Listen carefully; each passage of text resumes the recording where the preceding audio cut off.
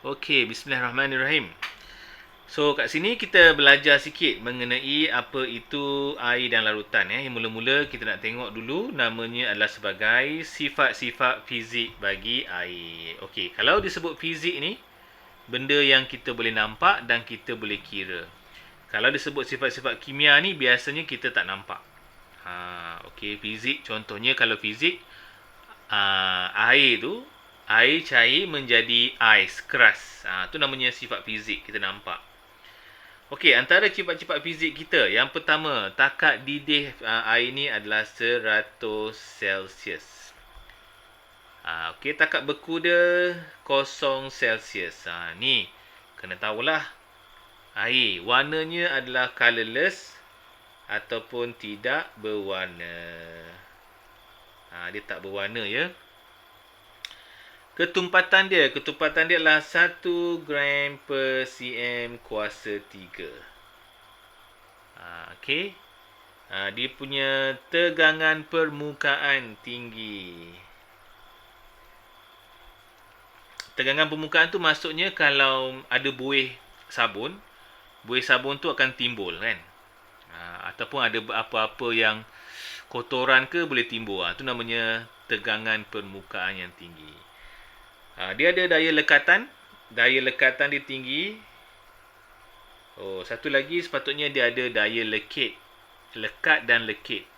Macam cikgu buat video. Itulah video yang seluar tu lah kan. Nanti ada kot, nanti ada. Ni ada nanti cerita-cerita sikit. Okey, lagi apa lagi pasal air ni? Air ni dekat bumi kita yang cantik ni. Bumi kita yang kita tinggal ni. So, kita ada lebih daripada 70% litupan bumi kita ni dilitupi oleh permukaan air. 70%. Even badan kita sekarang ni pun, dalam badan kita pun banyak air, banyak liquid. Jadi, tanpa air, semua hidupan tidak dapat hidup. Itulah hakikatnya. Tak ada air, kita pun tak boleh hidup. Okey, ni antara informasi mengenai sifat-sifat air lah yang perlu kita tahu. Okey, yang seterusnya cikgu nak masuk takat didih dan takat beku. Takat didih ni bila takat didih? Takat didih tu bila dia menggelegak tu namanya takat didih.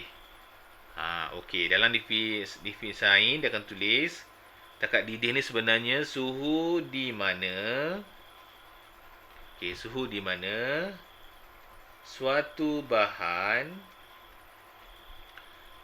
berubah dari cecair kepada gas. Itu namanya takat didih. Itu namanya takat didih. So, suhu di mana bahan berubah dari cecair kepada gas. Beku pula, suhu di mana suatu bahan berubah dari cecair kepada pepejal. Tukar belakang je. Okey, macam ais lah. Cecair kepada pepejal. Jadi, cecair tu tengah-tengah lah kan. Sama ada cecair tu jadi gas ataupun cecair tu jadi pepejal. Senang je. Okey, boleh.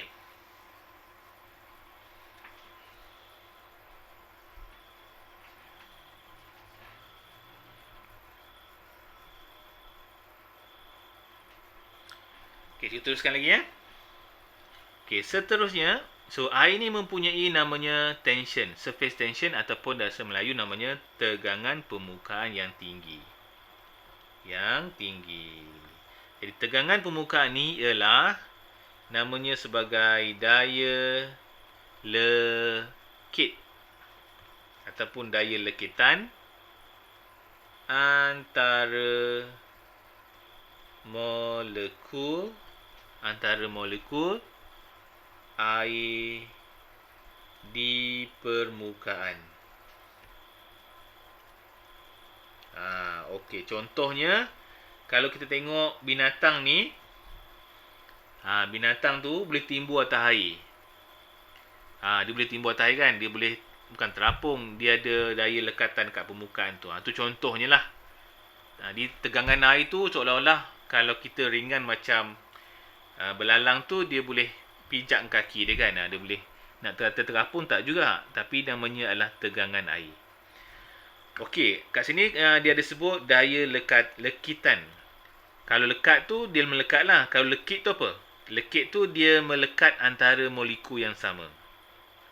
Jadi kat sini daya lekit tu adalah daya tarikan antara molekul yang sama. Okey, daya molekul yang sama. Okey, contoh cikgu tunjuk ya. Kalau kita minum air dalam gelas, and then dalam gelas kita tu ada air. Lepas tu dalam gelas kita ni ada ais. Dalam gelas kita ni ada ais.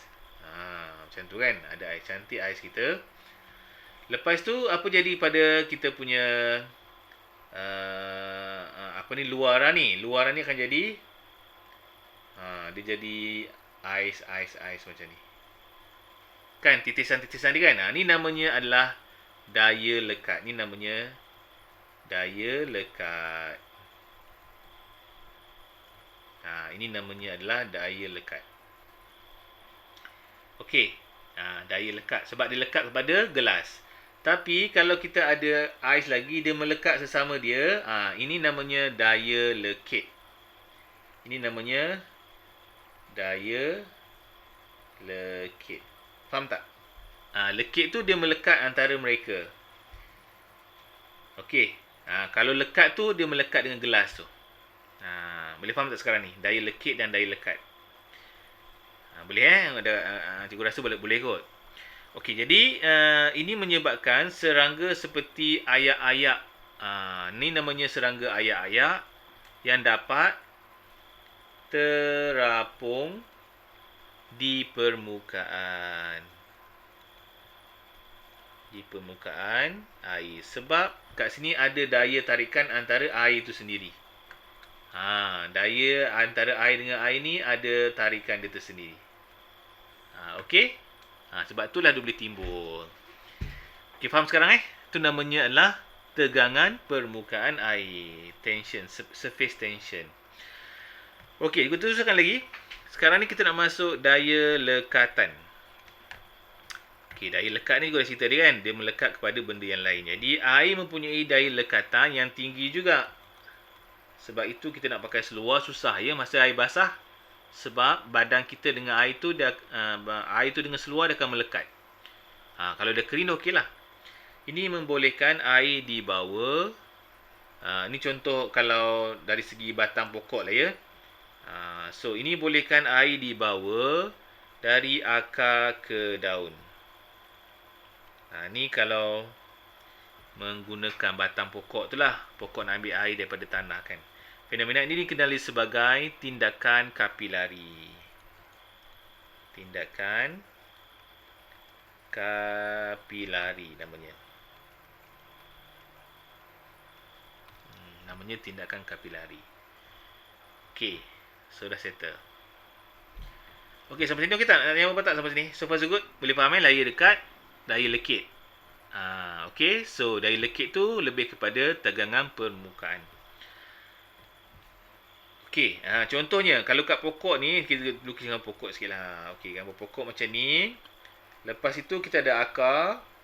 Lepas tu kita ada rambut akar ni. Subsel. So kalau air ni datang kat sini, air tu datang. So air tu akan masuk dekat akar, akan masuk kat batang dia. Kenapa masuk? Sebab dia akan bergayut antara air tu. Air tu tarik sehinggalah sampai ke daun. Jadi air ni akan masuk sampai ke daun dan dia akan keluar semula kan melalui stoma. Air ni akan keluar semula sebagai uap air. Dikenali sebagai transpirasi. Pernah dengar tak transpirasi?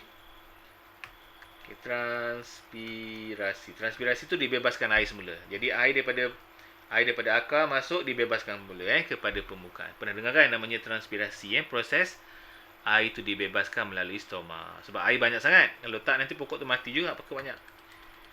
Okey, tu contohnya lah daya lekit tu digunakan. Daya lekit namanya. Dia lekat pada batang dan dia lekit pada dirinya sendiri. Okey, kita teruskan lagi. Okey. So dia lekat kepada mana? Dia lekat pada dinding xylem namanya. Molekul-molekul air tu dia lekat pada dinding xylem dan dia lekit pada airnya sendiri. Banyak kali diulang tu. Okey, sekarang ni kita tengok keadaan air. Keadaan air. So, kita bermula dengan cecair air. Cecair. So, maksudnya cecair ni kalau kita rendahkan suhu, dia akan jadi pembekuan.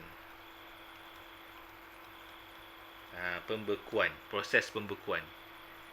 Okey. Kalau kita panaskan dia akan jadi pendidihan.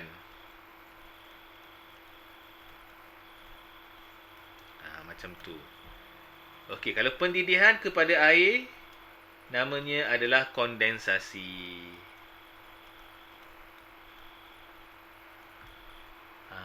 Okey. Begitu jugalah ais kepada air. Ini namanya adalah peleburan. Dia melebur menjadi air. Okey. Gas terus kepada pepejal namanya adalah gas terus kepada pepejal namanya adalah pemejawapan. Pemejawapan.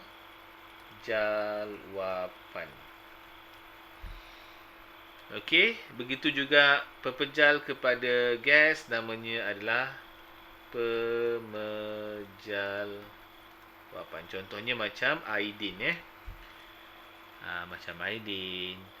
Macam juga karbon dioksida.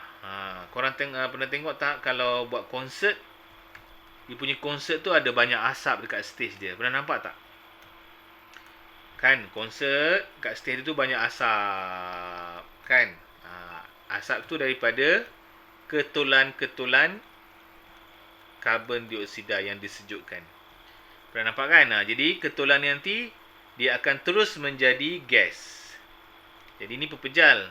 Pepejal macam air batu tu, dia terus menjadi gas. Dia tak jadi cecair. Itu namanya adalah pemejawapan. Okey, kita teruskan lagi. Okey, kat sini dia beritahu bahawa air, komposisi air. Komposisi air ni maksudnya apakah yang ada dalam air. Okey, yang pertama, air merupakan suatu sebatian, ya. Sebatian ni maksudnya gabungan dengan beberapa jenis unsur yang lain. So, unsurnya terdiri daripada oksigen dan juga hidrogen. Okey. Yang bergabung secara kimia. Jadi air ni sebatian lah. Macam juga petroleum sebatian juga. Cuma petroleum tu namanya sebatian semula jadi. Sebab petroleum tu dihasilkan daripada benda-benda yang mati. Haiwan yang mati jadi petroleum. Macam gas, macam air ni memang dah ada. Namanya sebatian, bukan semula jadilah. Bukan daripada benda hidup. Bukan semula jadi pula. Bukan daripada benda hidup. Petroleum daripada benda hidup. Okey, air bukan daripada benda hidup. Okey, kita boleh tentukan komposisi unsur dalam molekul air dengan menjalankan namanya elektrolisis.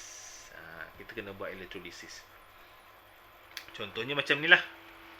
Kita kena buat elektrolisis. So, macam mana ni nak buat ni? Okey, mula-mula apa yang perlu kita buat adalah silinder penyukat P diuji dengan kayu uji berbara. Lepas kita buat elektrolisis, kan kita sambung dengan bateri, lepas tu kita ujikan P tu. Tengok apakah yang ada pada P. Okey, pemerhatian pertama, kalau kita letak, so apinya akan menyala. Okey, jadi di sini kita boleh kata gas pada P tu adalah oksigen. Jadi dalam air tu ada oksigen rupanya. Okey, lepas tu kita tengok pada Q pula.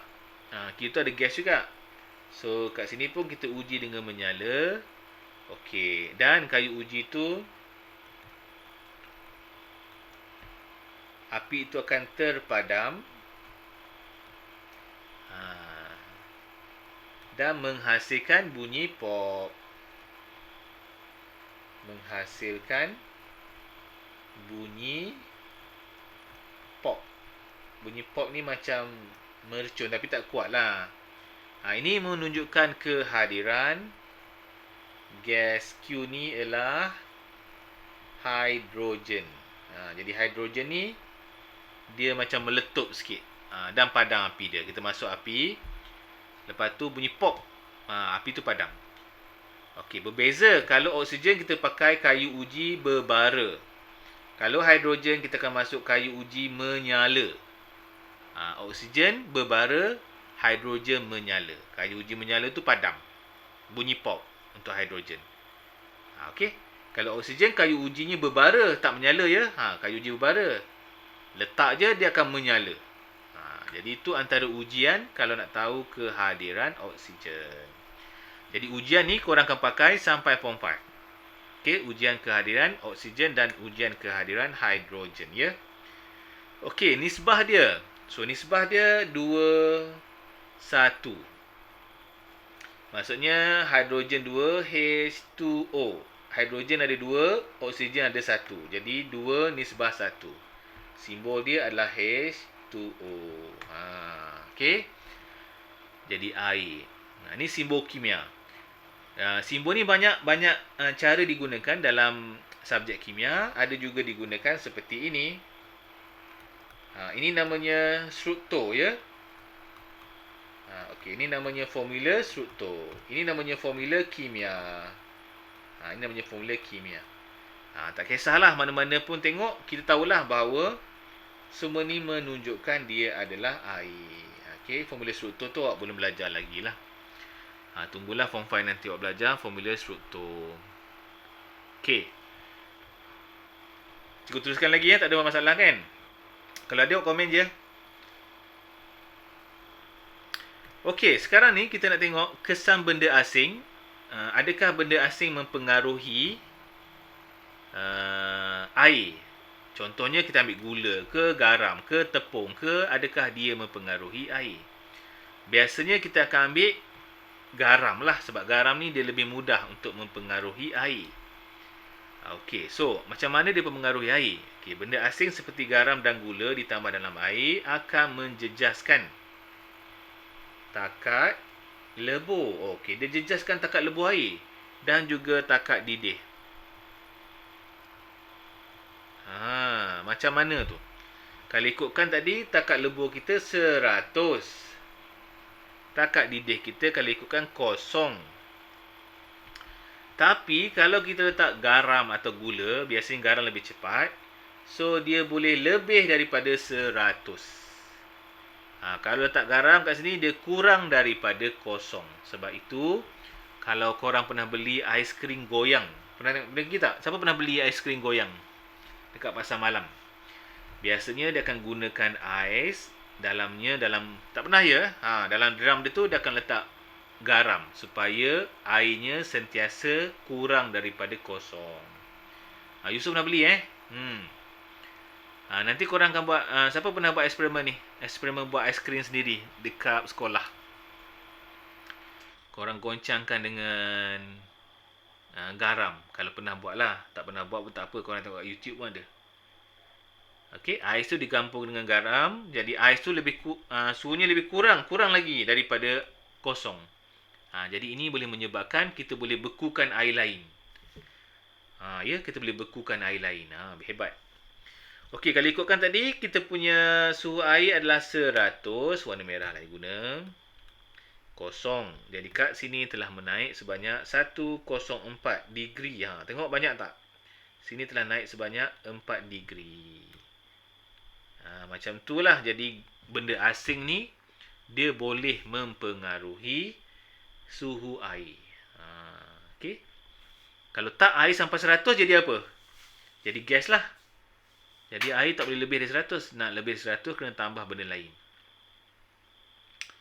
Okey, boleh terima Okey, sekarang kalau kesimpulan yang boleh kita buat untuk kat didih ni, jadi kat sini kita boleh katakan benda asing ataupun garam sebenarnya dia menaikkan. Okey, dia akan menaikkan takat didih air. Dia menaikkan takat didih air.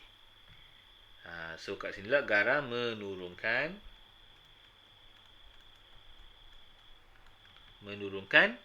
takat lebur ais.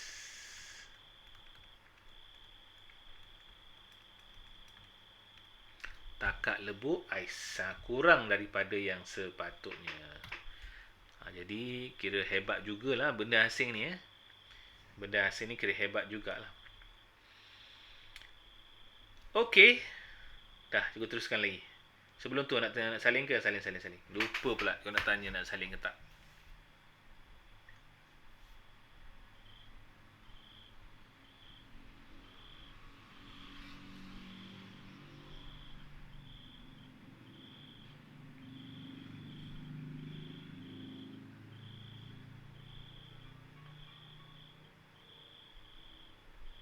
Dah, tak ada masalah. Boleh nak juga teruskan ya. Okey, seterusnya kita nak masuk pula subtopik yang seterusnya, namanya adalah penyejatan air. Okey. Air tu tersejat. Okey, kalau dekat atas tadi kita tengok, ini namanya pendidihan. Okey, kat sini namanya pendidihan. Pendidihan menjadikan air kepada gas. Okey, pendidihan jadi gas.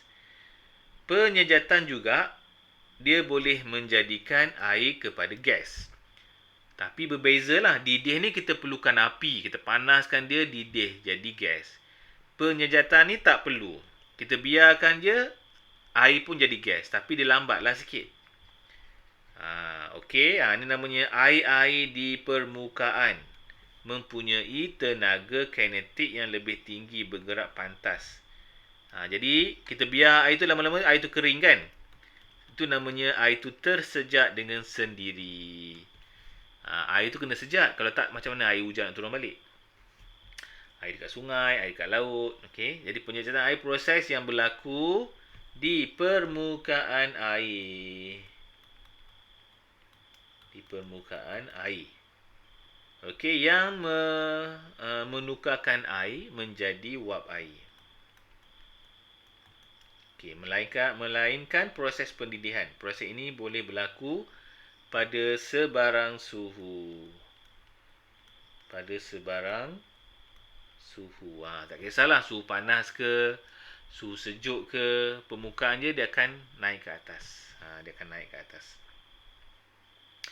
Okey, terdapat 4 faktor yang mempengaruhi kadar penyejatan air, iaitu kelembapan. Okey, kelembapan udara.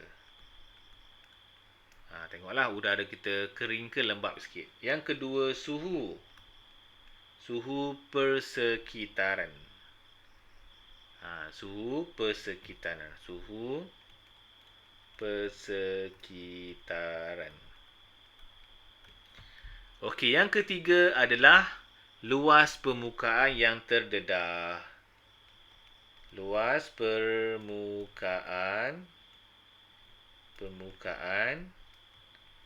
yang terdedah.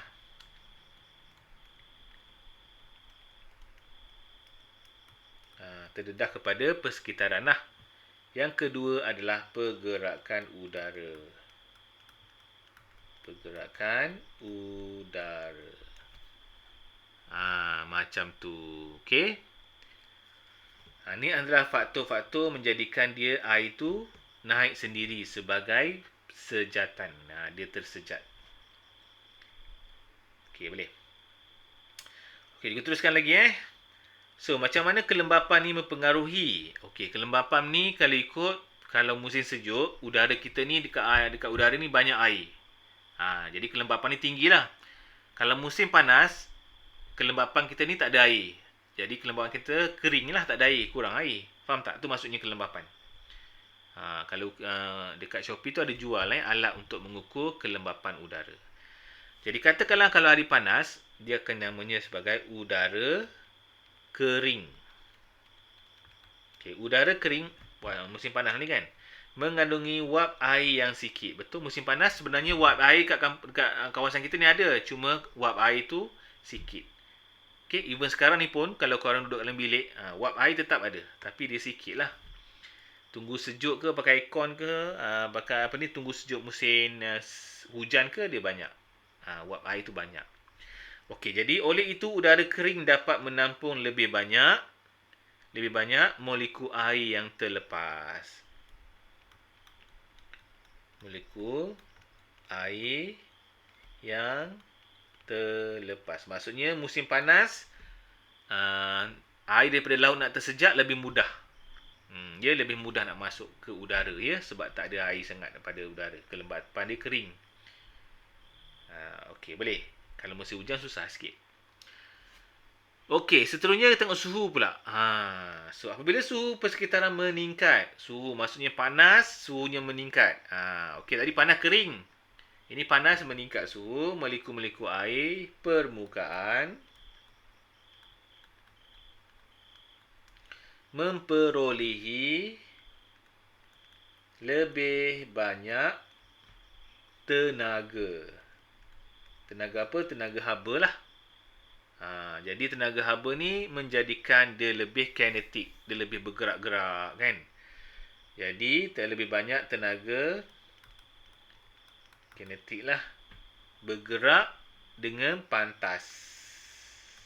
Bila sebut kinetiknya, tenaga haba, tenaga kinetik lah, tenaga haba ya, dia serap tenaga haba dan bergerak. Bergerak ni kinetik.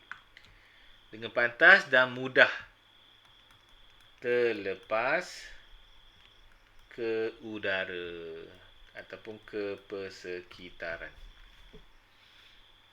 Itulah ceritanya. Okey. Oh, ni lupa nak. Ni meningkat ni.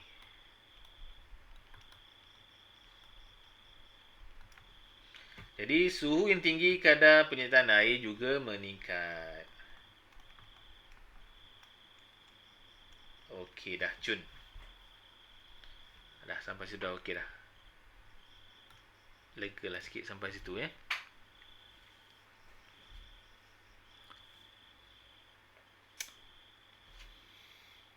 Okey, gua teruskan lagi. Luas permukaan yang terdedah. Okey, kalau kita guna besin yang besar, dia tersejat dengan lebih mudah. Kalau kita guna bekas gelas kecil sikit, dia lambatlah tersejat. Jadi luas permukaan mempengaruhi. Jadi permukaan air terdedah lebih luas membolehkan lebih banyak air, lebih banyak molekul air akan terbebas tersejat ke udara. Okey, molekul air tersejat ke udara. Jadi permukaan luas. Permukaan luas ni kadar penyejahannya adalah meningkat. Permukaan luas yang tinggi ni menyebabkan kadar penyejatan air meningkat. Okey, yang seterusnya adalah pergerakan udara. Angin lah angin. Jadi kalau angin kuat, angin ada kan, angin juga membawa air ya. Suap air dalam udara ke tempat yang lain.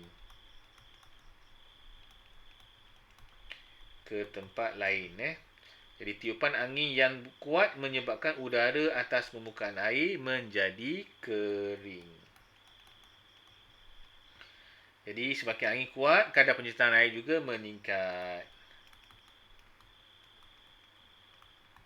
Macam tu. Okey dah. Siapa nak salin-salin dulu?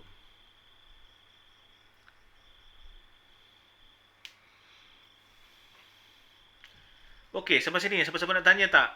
Manalah tahu, tak faham ke? Ataupun perlukan penjelasan. Alif ke Alif ya? InsyaAllah Alif kan?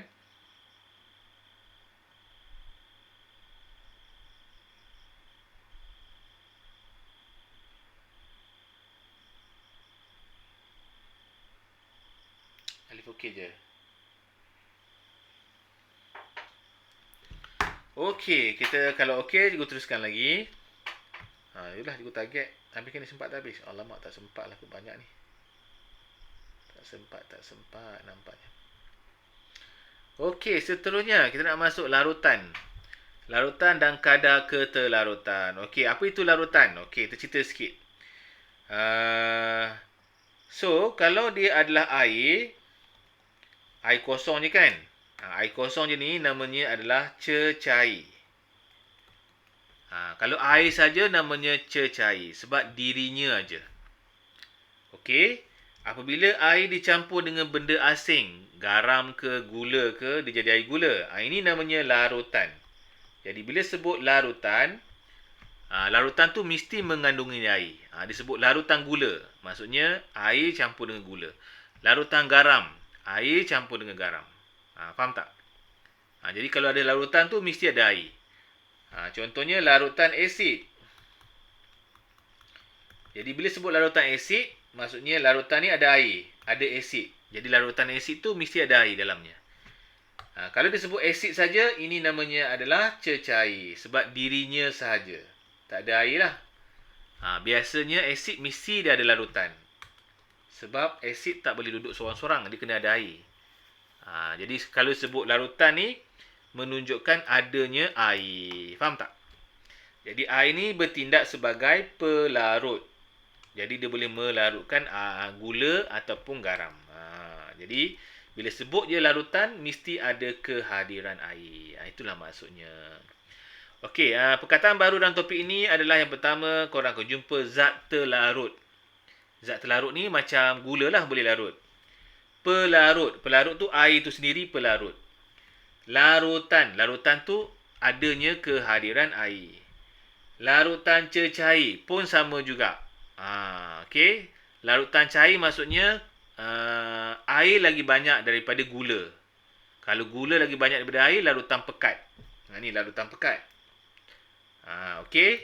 Ini air banyak, gula sikit. Yang ini pula air sikit, gula banyak. Jadi larutan pekat namanya. Larutan tepu. Apa maksud larutan tepu? Okey. Larutan tepu ni, kalau korang buat air Milo, kan? Korang tambah air Milo tu banyak-banyak, sehingga korang kacau hingga pekat. Kalau tambah pun dah tak boleh masuk dah. Itu namanya tepu. Dah penuh sangat dah. Kalau campur Milo banyak-banyak pun, Milo pun dah tak boleh tenggelam dah. Tu banyak sangat Milo kan? Tu namanya larutan tepu. Sebab dah penuh lah, tak boleh larut lagi. Okey, lain. Korang akan jumpa mengenai mendakan. Okey, mendakan tu sesuatu yang berada kat bawah nanti. Dia akan jatuh kat bawah mendakan. Ampaian. Ampaian ni benda-benda yang ada jugalah tapi kita nampak. Koloid. Ni antara perkataan yang korang jumpa dalam sat topik ini. Cikgu kenalkan dulu, senang. Okey? Kita perkenalkan dulu. Tak payah hafal lah. Lama-lama kita biasa nanti. Okey, mula-mula kita cerita mengenai zat terlarut. Okey, zat terlarut So, contohnya apa? Kita akan buat bahan yang boleh melarut. Melarut di dalam cecair. Cecair ni contohnya air lah. Okey. Contoh.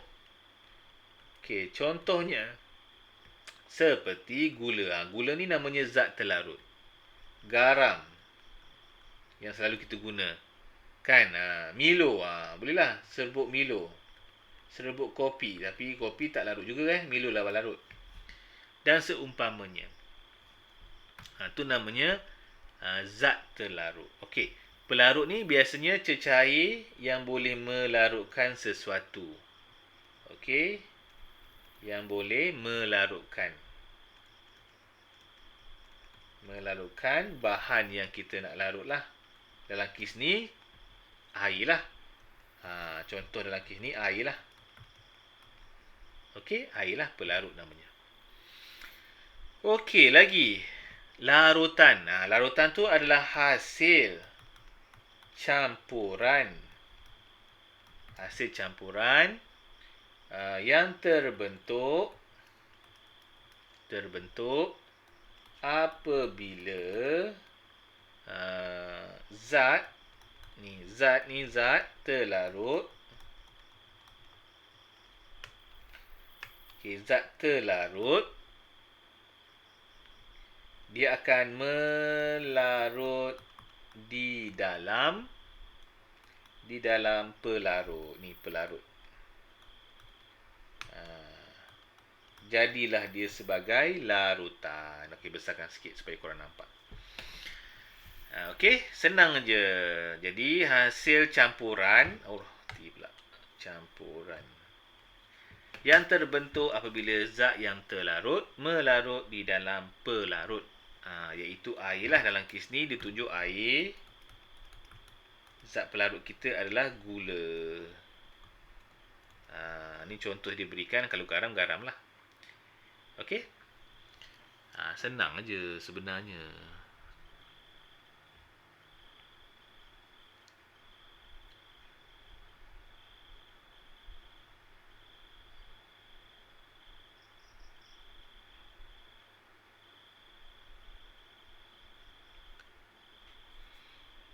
Okey, dah siap dah. Okey, faham ya? Nora faham? Okey, alhamdulillah Nora faham. Alif nak salin.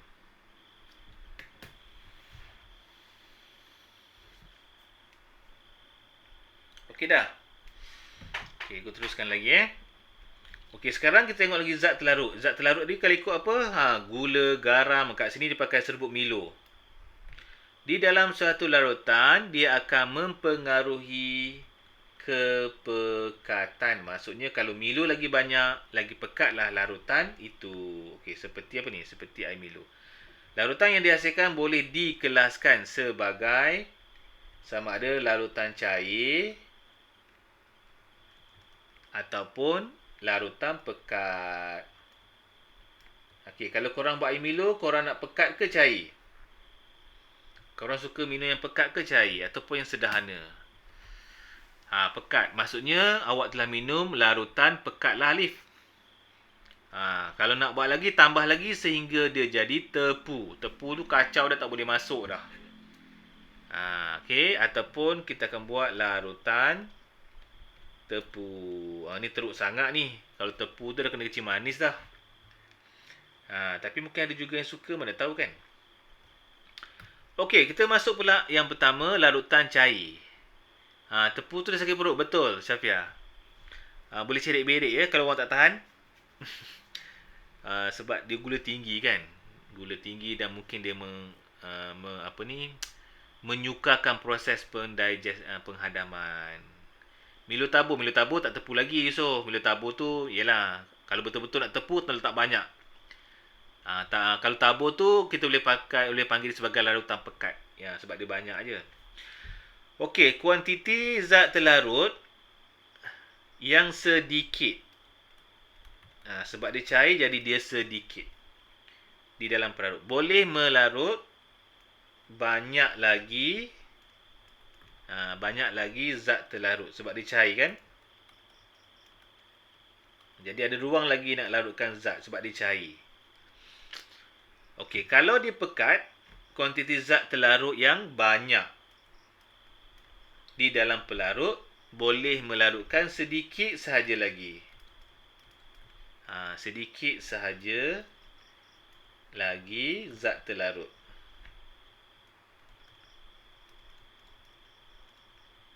Okey, sikit lagi.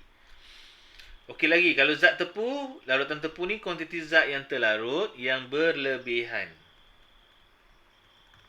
Berlebih-lebihan dah, tak boleh masuk lagi dah.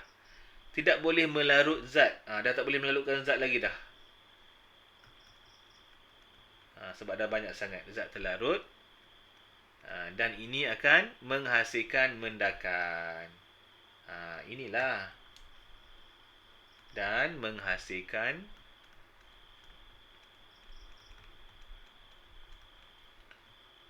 mendakan. Menghasilkan mendakan.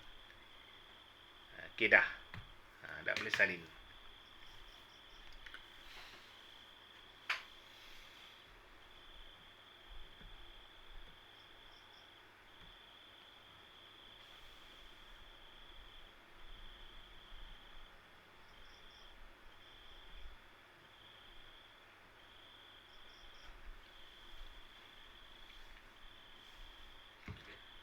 Maksudnya kalau kita letak Milo dalam ni banyak sangat, kita letak tambah Milo lagi, tiba-tiba tak boleh masuk dah, ada ketul-ketul kat atas tu. Kacau-kacau dah tak boleh dah.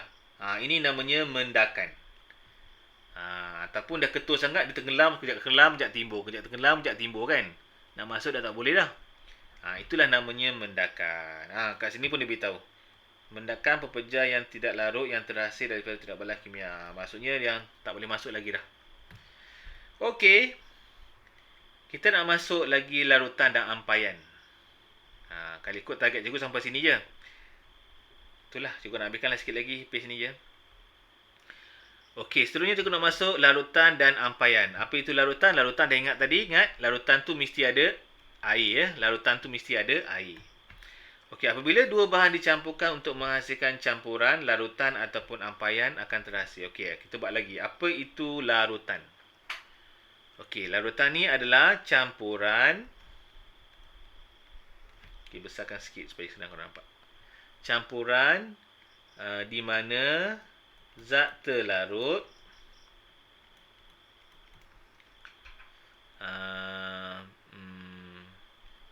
yang tersebar secara sekata. Tambah sikit lagi. Yang manalah. Cantik sikit ayat kita kok. Campuran yang mana zat terlarut yang tersebar secara sekata. Okey, cantik sikit. Di dalam pelarut. Okey, contohnya seperti air melarutkan Milo. Contoh seperti air melarutkan Milo. Ini contoh. Okey, ampaian macam mana pula ampaian? Tengok gambar rajah sikit. Okey, ampaian adalah campuran air dan pasir yang kecil. Pasir yang tidak terlarut. Maksudnya, kalau kita campur dengan benda-benda batu ke pasir, itu namanya ampaian. Okey, jadi kalau kat sini kita boleh beritahu bahawa campuran di mana ataupun yang mana kita punya zat terlarut. Macam mana ayatnya? Di mana itulah. Ia terdapat zat terlarut. Okey, zat terlarut. Okey, yang tidak melarut di dalam pelarut. Maksudnya kalau kita ambil pasir, kita kacau-kacau, pasir larut dalam air tak? Tak larut. Walaupun dia tenggelam tapi tak larut. Itu namanya ampaian. Sebab dia tak larut. Faham maksud cikgu tak? Kalau gula larut tak? Gula larut. Namanya gula tu pelarut lah. Zat terlarut lah gula. Tapi kalau ampaian ni benda-benda yang kita masuk dalam air, dia tak larut. Apa lagi macam batu. Batu juga jenis ampaian. So sekarang ni korang dah boleh faham antara ampaian dengan larutan? Dah better sikit dah, Alif dah siap? Boleh. Alif dah siap? Salim, boleh cikgu move?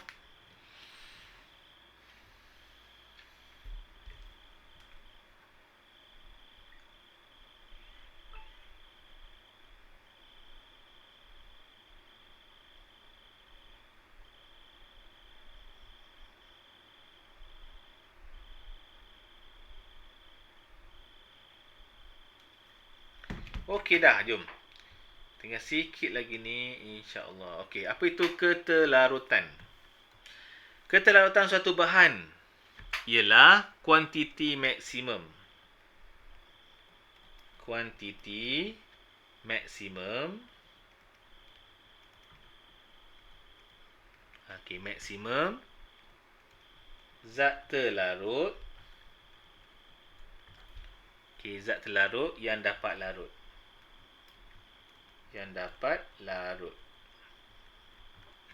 Okey, kuantiti maksimum zat terlarut yang dapat larut di dalam 100 ml pelarut pada suhu tertentu.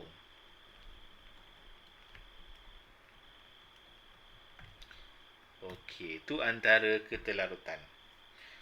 Okey, antara faktor mempengaruhi larutnya cepat atau tak iaitu suhu. Jadi semakin tinggi suhu,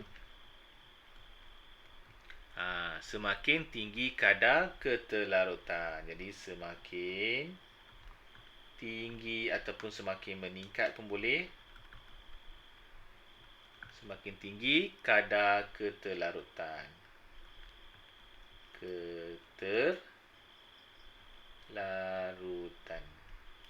Panjang pula. Okey, kedua adalah kadar kacau. Okey, kita kacau dia kan. Jadi semakin tinggi kadar kacau, kita kacau dia kan. Jadi semakin tinggi kadar ketelarutan juga. Sama je.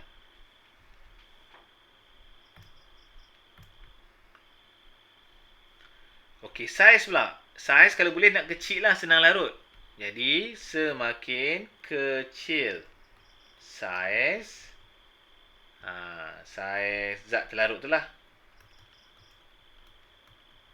Okey, semakin kecil saiz zat terlarut, jadi semakin tinggi kadar ketelarutan. Dah, salin. Sikit lagi nak habis. Sikit lagi. Kau nak habiskan sikit lagi. 5 minit tinggal. Sabar ya. Lepas tu kita dah habis.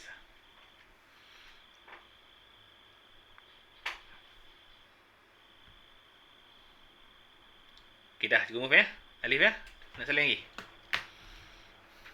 Dah. Okey. Sikit lagi.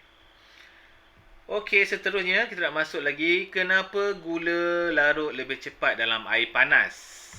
Kenapa gula cepat larut dalam air panas? Okey, yang pertama, suhu lah kan. Suhu dan kadar kacau. Kadar kacauan kita yang tinggi. Yang tinggi menyebabkan zarah-zarah pelarut dia akan bergerak dengan pantas ataupun dengan cepat. Jadi hal ini menyebabkan pelarut cepat mengisi ruang di antara satu sama lain. Ini menyebabkan pelarut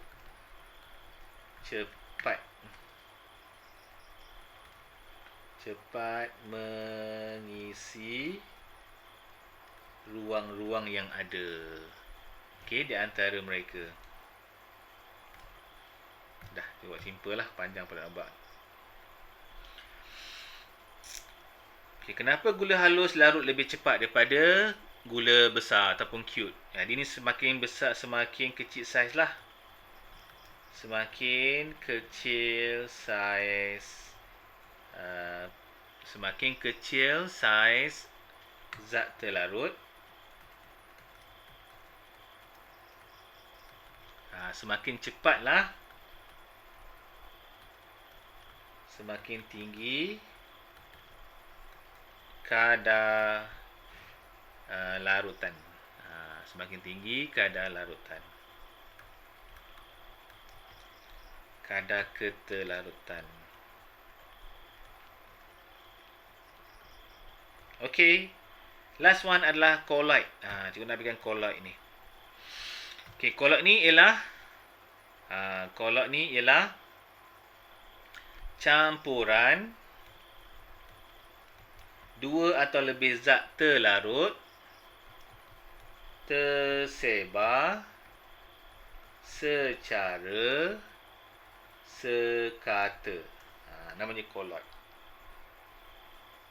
Okey, sekata. Akan tetapi colloid tidak membentuk campuran yang jernih.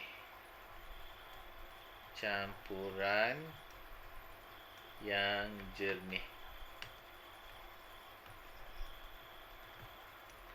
Dan juga tidak menghasilkan mendakan. Dia tak menghasilkan benda. Ini namanya colloid. Colloid adalah suatu bentuk campuran yang keadaannya terletak di antara larutan dan ampaian. Korang pernah tengok tak ni colloid? Kat mana dalam kehidupan kita? Kegunaan alat-alat solid ke? Nampak tak? Pernah jumpa tak? Kecil lagi senang hancur. Betul Alif. Kecil lagi senang hancur. Jadi colloid, korang pernah tengok tak macam mana colloid? Kalau korang tak pernah tengok yang ni. Kalau korang mandi, korang pernah mandi guna scrub tu tak? Yang macam scrub yang macam ada biji-biji tu. Yang shower yang ada biji-biji tu. Perasan tak? Itu namanya colloid lah tu. Sebab biji-bijinya mana jatuh ke bawah. Biji-bijinya timbul kat tengah-tengah kan. Itu namanya contoh colloid. Macam tu lah. Kalau di ampaian, biji-biji jatuh kat bawah. Macam ni. Kalau jatuh kat bawah namanya ampaian. Tapi kalau biji-biji tu duduk tengah-tengah tak jatuh tu namanya colloid. Kalau larutan dia jadi jernih sebab dia masuk dalam air. Okey, dapat faham Jadi colloid itu tengah-tengah antara larutan dan juga ampaian. Okey, ni contoh-contoh dia bagi contoh lah ni. Ya, dia bagi contoh macam ni. So, cikgu rasa itulah kot untuk malam ni. Minggu depan kita sambung lagi sikit lagi. So, harap korang dapatlah sesuatu malam ni. So, cikgu rasa itu je kot. Korang mungkin nak tidur dah kot. Esok nak exam ke apa dan sebagainya. So, all the